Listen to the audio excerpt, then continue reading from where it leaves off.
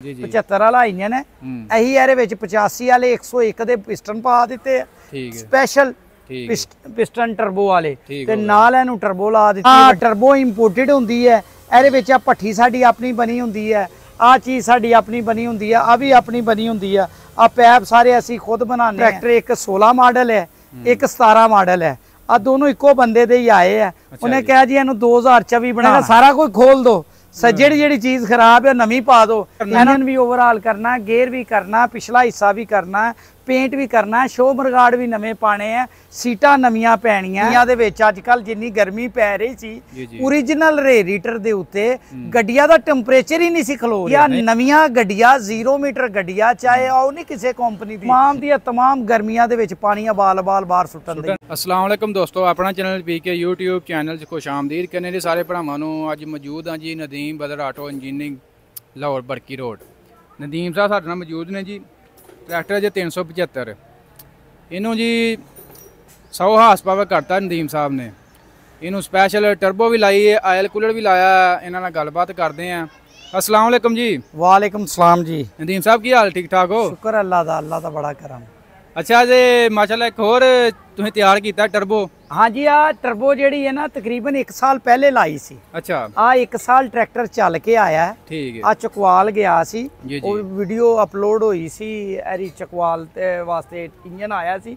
आ engine खोल के भेजिया सी, Inu फिर असीं टर्बो ला के दित्ती सी। ਇਹਦੇ ਵਿੱਚ ਅਸੀਂ ਉਹੀ ਪਿਸਟਨ ਪਾਏ ਸੀ ਜਿਹੜੇ ਕਿ 165 ਚ ਪਾਏ ਸੀ। ਅੱਛਾ, ਮੈਸੀ ਉਹ ਦਾਦਾ ਆਬੂ ਵਾਲੇ। ਜੀ ਜੀ। ਅੱਛਾ, ਉਹ 165 ਚ ਤੇ ਆ ਉਹਦੇ ਨਾਲ ਹੀ ਤਿਆਰ ਹੋਇਆ ਸੀ। ਤੇ ਆ ਫਿਰ ਗਿਆ ਤੇ ਇਹਦੇ ਵਿੱਚ ਜਿਹੜਾ ਸੀ ਨਾ, ਉਹਨੂੰ 165 ਨੂੰ ਤੇ ਆਇਲ ਕੂਲਰ ਨਹੀਂ ਸੀ ਲਾਇਆ, ਉਹ ਲਾਇਆ ਸੀ। ਆ ਟਰੈਕਟਰ ਨਹੀਂ ਸੀ ਆਇਆ ਤੇ ਇਹਨੂੰ ਆਇਲ ਕੂਲਰ ਨਹੀਂ ਸੀ ਲਾਇਆ। ਅੱਛਾ, ਹੁਣ ਇਹ ਟਰੈਕਟਰ ਆਇਆ ਤੇ ਇਹਨੂੰ ਆਇਲ ਕੂਲਰ ਫਿਟਿੰਗ ਵਾਸਤੇ ਆਇਆ। ਦੇਖੋ ਇਹਨੂੰ ਆਇਲ ਕੂਲਰ ਲਾਇਆ। ਮਤਲਬ ਟਰਬੋ ਜਿਹੜੀ ਸਾਲ ਪਹਿਲਾਂ ਦੀ ਲੱਗੀ ਹੈ? ਟਰਬੋ 1 ਸਾਲ ਪਹਿਲੇ ਦੀ ਲੱਗੀ ਦੀ ਹੈ। ਅੱਛਾ, ਤਾਂ ਤੁਸੀਂ ਲਾ ਕੇ ਦਿੱਤੀ? ਟਰਬੋ 1 ਸਾਲ ਪਹਿਲੇ ਲੱਗੀ ਸੀ। ਇਹ ਚ ਪਿਸਟਨ ਵੀ ਸਪੈਸ਼ਲ ਪਏ ਸੀ, ਸਾਰਾ ਕੁਝ ਪਹਿਲੇ।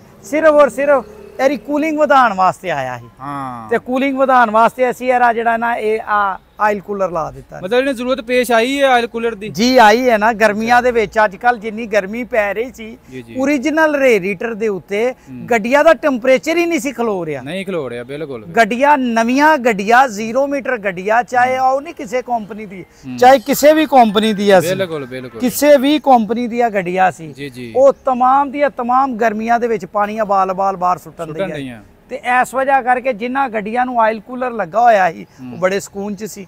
ਆਹ ਬੰਦਾ ਵੀ ਇਹਨਾਂ ਨੇ ਆਖਿਆ ਜੀ, ਮੈਂ ਕਿਹਾ ਫਿਰ ਭਾਜੀ ਆਇਲ ਕੂਲਰ ਵਾਸਤੇ ਭੇਜੋ। ਫਿਰ ਇਹਨਾਂ ਨੇ ਭੇਜਿਆ ਤੇ ਅਸੀਂ ਇਹਨੂੰ ਆਇਲ ਕੂਲਰ ਫਿੱਟ ਕਰ ਦਿੱਤਾ। Very good. ਅੱਛਾ ਨਦੀਮ ਸਾਹਿਬ, ਕਿੰਨੇ ਹਾਰਸ ਪਾਵਰ ਹੋ ਗਿਆ ਟਰੈਕਟਰ? ਬੜੇ ਆਰਾਮ ਨਾਲ 95 ਤੋਂ 100। ਅੱਛਾ, 95 100, 95 ਕਹਿ ਲੋ, 100 ਕਹਿ ਲੋ, ਫਿਲਹਾਲ ਇੰਜਨ ਇੱਕੋ ਹੀ ਆ। ਅੱਛਾ, ਇੰਜਨ ਤਕਰੀਬਨ ਇਹਦਾ 85 ਵਾਲਾ ਹੁੰਦਾ ਨਾ? ਇੰਜਨ ਇਹਦਾ 85 ਵਾਲਾ, 75 ਇਹਦਾ ਉਹੀ ਹੈਗਾ ਇੰਜਨ। ਇਹਦੇ ਵਿੱਚ 75 ਵਾਲਾ ਇੰਜਨ ਹੈ। ਅਹੀ ਇਹਦੇ ਵਿੱਚ 85 ਵਾਲੇ 101 ਦੇ ਪਿਸਟਨ ਪਾ ਦਿੱਤੇ ਆ, ਸਪੈਸ਼ਲ ਪਿਸਟਨ ਟਰਬੋ ਵਾਲੇ, ਤੇ ਨਾਲ ਇਹਨੂੰ ਟਰਬੋ ਲਾ ਦਿੱਤੀ, ਵੱਡੀ ਟਰਬੋ ਲਾਤੀ। ਆਮ ਜਿਹੜੀਆਂ ਕੰਪਨੀਆਂ ਉਹਨਾਂ ਨੇ ਛੋਟੀ ਟਰਬੋ ਲਾਈ ਹੈ, ਅਸੀਂ ਇਹਨੂੰ ਵੱਡੀ ਟਰਬੋ ਲਾਈ ਆ। ਉਹ ਮੈਂ ਤੁਹਾਨੂੰ ਦਿਖਾਣਾ।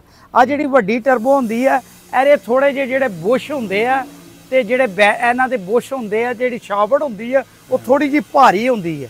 ਅੱਛਾ, ਉਹ ਫਿਰ ਰਾਤ ਤੁਹਾਨੂੰ ਨਜ਼ਰ ਆ ਰਹੀ ਹੋਏਗੀ। ਆ ਤਾਜ਼ੀ ਨਹੀਂ ਲੱਗੀ ਹੋਈ, 1 ਸਾਲ ਪੁਰਾਣੀ ਲੱਗੀ ਹੋਈ ਹੈ।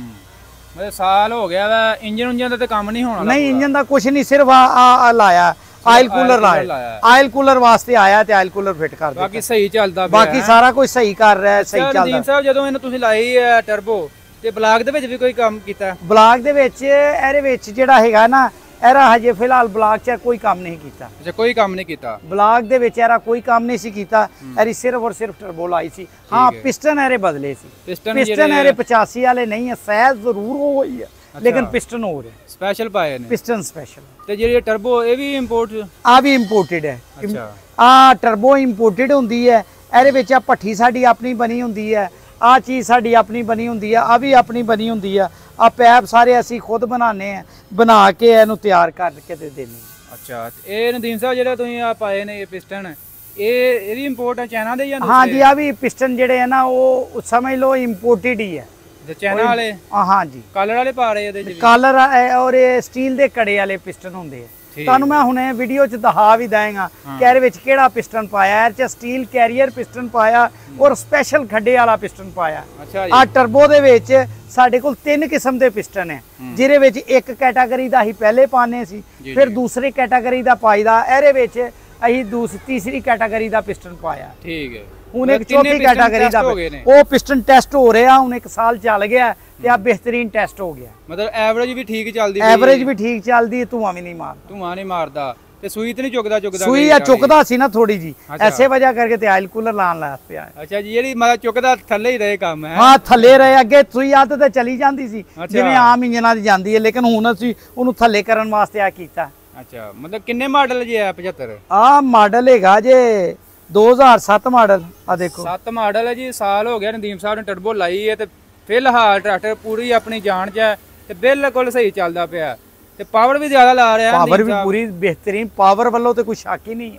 ਹਾਂ ਇਹ ਤੇ ਗੱਲ ਹੈ। ਬਾਕੀ ਡੀਜ਼ਲ ਪੰਪਾਂ ਦਾ ਜਿਹੜਾ ਹਾਲ ਹੈ ਉਹ ਤੇ ਤੁਹਾਨੂੰ ਪਤਾ ਹੀ ਹੈ, ਡੀਜ਼ਲ ਪੰਪਾਂ ਦਾ ਸਤਿਆਨਾਸ਼ ਹੋ ਰਿਹਾ ਡੀਜ਼ਲ ਨਾਲ।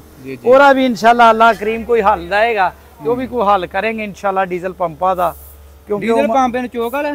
ਹਾਂ ਚੋਕ ਵਾਲਾ ਡੈਲਫੀ। ਔਰ ਆ ਦੇਖੋ ਛੋਟਾ ਜਿਹਾ ਸਲਫ ਲਾਇਆ ਹੋਇਆ, ਬੈਟਰੀ ਦੂਸਰੀ। ਅੱਛਾ, ਤੇ ਨਦੀਮ ਸਾਹਿਬ ਪੰਪ ਤੇ ਨੂੰ ਦੂਸਰਾ ਹੁੰਦਾ ਸੀ?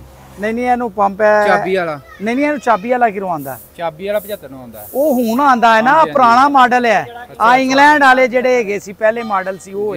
ਆ ਦੇਖੋ ਨਾ, ਆ CAV ਦਾ ਪੰਪ ਹੈ ਜੀ। ਆ ਚੈੱਕ ਕਰੋ, CAV ਦਾ ਪੰਪ ਹੈ ਤੇ ਬੜਾ VIP ਪੰਪ ਹੈ। ਆ ਦੇਖੋ ਨਾ, ਪਿੱਛੇ ਉਹ ਫਰੇਮ ਨਹੀਂ ਲੱਗਾ ਹੋਇਆ। ਅੱਛਾ ਅੱਛਾ ਅੱਛਾ, ਇਹ ਤੇ ਪਰਕਨ ਹੀ ਹੋ ਜਾਂਦਾ ਫਿਰ। ਆ ਪਰਕਨ ਵਾਲਾ ਹਿਸਾਬ ਹੈ। ਪਰਕਨ 7 ਮਾਡਲ ਹੈ ਨਾ? 7 ਮਾਡਲ। ਆ ਫਿਰ ਪਰਕਨ ਹੀ ਹੋਏਗਾ ਜੀ, ਪਰਕਨ ਹੀ ਹੈ ਜੀ ਇਹ।